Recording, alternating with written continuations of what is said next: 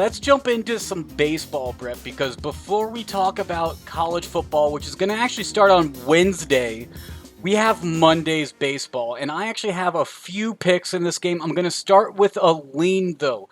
We got the Minnesota Twins traveling to face the Detroit Tigers in an AL Central matchup. This is mainly a matchup of pride between these two teams. Neither of them are really fighting for any type of playoff position or wild card push or anything like that. So it's all about pride. And you know who really has a lot of pride are these young rookie pitchers, guys like Casey Mize, which Casey Mize is going to be on the mound for the Detroit Tigers, facing off against Bailey Ober for the Minnesota Twins. At least that's the projected starting pitchers right now. And Casey Mize, he did face the Minnesota Twins once this year, and I find that beneficial because the Twins are 7-2 against the Tigers this year. However, one of the two games that the Tigers won against the Twins was with Casey Mize on the mound. Now, Mize did not record the win, but the Tigers did get the win. And with this game being in Detroit, with this being after the trade deadline, after we've seen Minnesota ship off a lot of their players and seen how they've kind of performed since, I like Detroit and I like Casey Mize in this scenario. So right now, I'm leaning money line Detroit plus 105, but I'm honestly, Brett, I'm going to wait until Monday when the lineups come out just to make sure because I want to verify that Casey Mize is on the mound for this game because that's my reasoning for this pick. Yeah, I mean, I'm glad you have a few more baseball picks, Higgins, because trying to get the people excited for Twins Tigers on a Monday afternoon, that is a tough sell, my friend. But you know what? When there's money to be made, if you have an angle, Higgins, good for you. So I hope you cash. But let's talk about some of these teams that are like, actually fighting for something, not just like, hey, we have a month of the season left. Holy crap. How are we going to get through this thing? So how about an NL matchup then between the Brewers and the Giants? Does that work? That sound Yeah, a little that more might that interesting? might be a little more interesting. Yeah, maybe.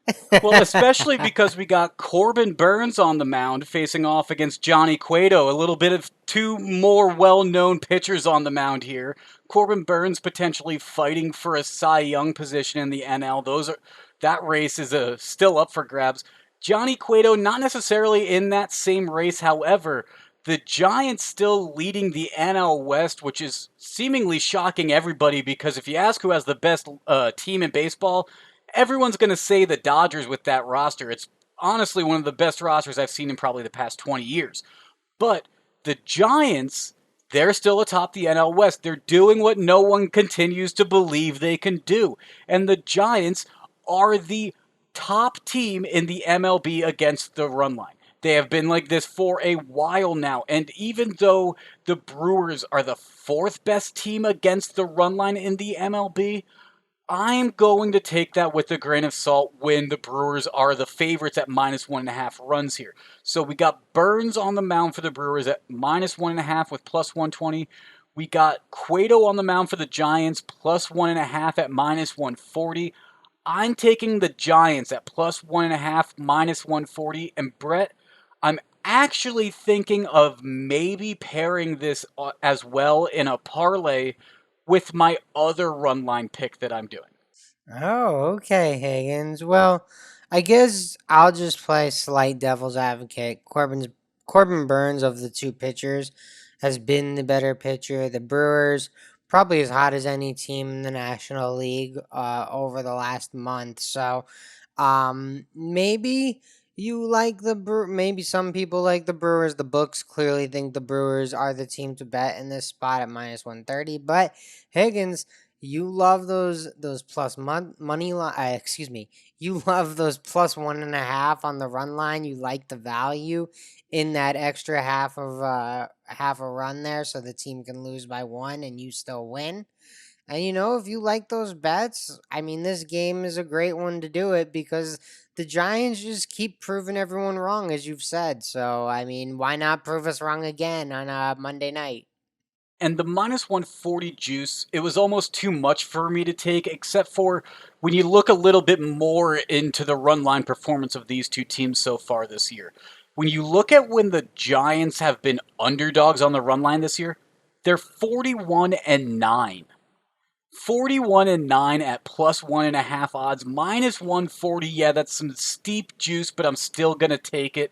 And I'm honestly, like I said, I'm looking at pairing it potentially in a parlay with this other run line that I'm doing between the Houston Astros and the Seattle Mariners. The Mariners, they have fallen down to number 5 in the MLB against the run line, but they're still performing fantastically. Meanwhile, Houston is doing okay. They're just over 500 at 66 and 64 on the year.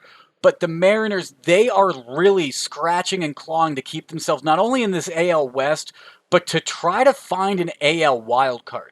We've talked about in previous series between these two teams around the trade deadline, actually, how important it is for the Mariners to get wins against the Astros and not let that gap grow in the standings. They got Chris Flexen on the mound for the Mariners. He's facing off against Luis Garcia, so not necessarily the strongest arm on the mound for Houston either. I really like this matchup, especially with Seattle at +1.5 at -125. And if I were to pair those together, like I've been saying, if I paired Seattle Mariners with the San Francisco Giants, both of those +1.5 run lines, it would be about a +215 parlay, which I'm thinking about, but I haven't pulled the trigger on yet. Yeah, I don't, this one's interesting because the Mariners kind of feel like they're fading here a little bit, Higgins. It Hmm. kind of does feel like the Astros and the A's are pulling away a little bit in the AL West, especially with how well the Yankees have played in the AL East. That's just really diminished their hopes of that second wild card spot.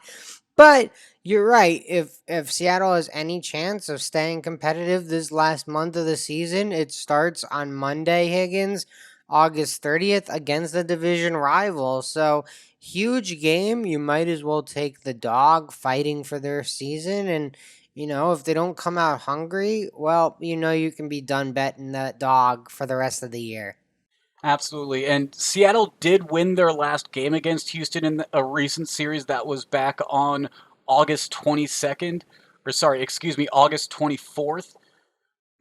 No, sorry. Yeah, I was right. August 22nd was when they played Houston.